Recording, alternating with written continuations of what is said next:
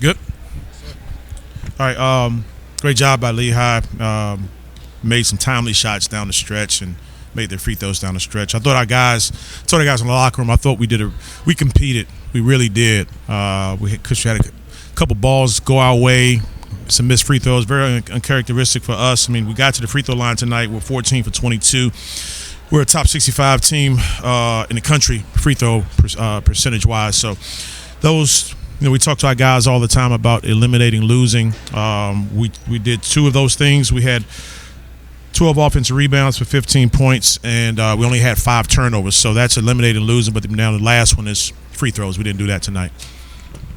Coach, obviously tonight had big implications for hosting a playoff game here. Of course, there's still a lot of basketball left to play, but in the event you guys aren't hosting a playoff game, how are you going to prepare your squad to mentally go into a hostile environment and take it all the way again this year?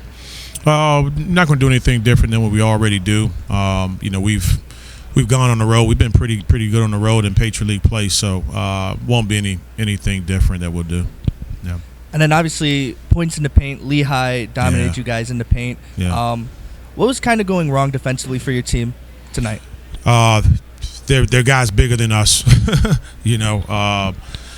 Chris Egan's a freshman. He's still learning. And Julian's 6'5", 6'6". That guy's 6'9", 6'10". That's the reason why missing guys like Eric Michaels and Carson McDonald, it hurts. But they did a really good job schematically of getting him deep post catches and passes coming from the top. If it's coming from the side, we can kind of help on the backside. You can't do that when the ball's being passed from the top. So we've got to have unbelievable ball pressure. But he's a big boy, and got Jew in foul trouble. We had to go to Chris, and Chris did his damnedest. But kid's 6'9", 6'10". Our kid's 6'5", 6'6". I mean, starting off in the second half, right before even the first immediate timeout, the referees called 11 fouls combined between the two teams. Was there any kind of just frustration in breaking up the rhythm of the game with just so many fouls early on? Yeah, but I don't think it was all on them. I think we put them in a position to make some of those calls. And again, Juna's fighting his tail off to try to fight around in front when that ball's coming from the top. And, sometimes you get, some grabbing and holding and, you put yourself in those positions. The ones we can't have are, somebody gets a step on you driving to the basket and you try to go to his body as opposed to doing what we try to teach, get to a spot. Those are ones that – but I thought the refs did a really good job for the most part. And then one bright spot from you guys, say, defensively was just your job on Nasir Whitlock.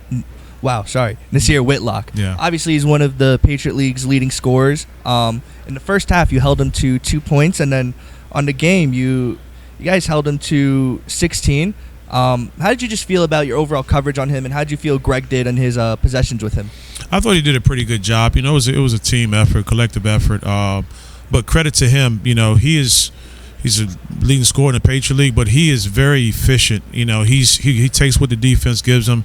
Dr. Reed does a really good job schematically of putting those guys in positions to have success according to what they do well. And he's a good right-hand driver. He's very good at driving into a pull-up going right. And he got loose a couple times in the second half.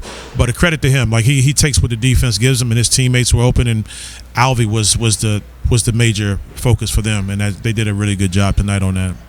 And despite Greg fouling out, Greg had just that stretch in the beginning of the second half where he just took over offensively. How much more would you like to see that out of one of your best defensive and offensive players on your roster? No, it's good. He's a seasoned junior. That's pretty much what we expect from him. He doesn't have to be 23 every night, but that attacking mentality. Matt Mayock, I was pleased with his performance tonight. He was attacking in the first half to help us get some rhythm.